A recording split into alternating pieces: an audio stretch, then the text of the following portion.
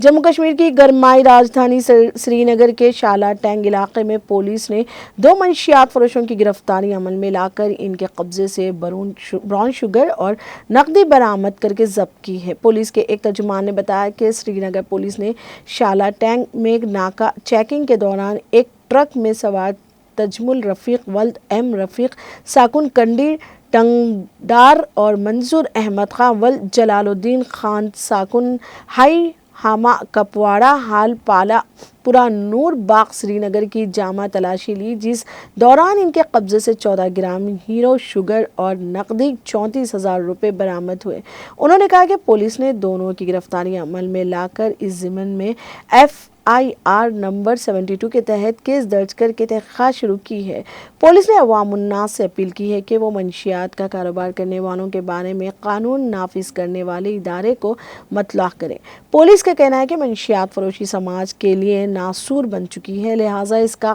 خلا خمہ کرنے کی خاطر ہر ایک کو قانون نافذ کرنے والے ادارے کے ساتھ اپنا بھرپور تعاون فراہم کرنا چاہیے۔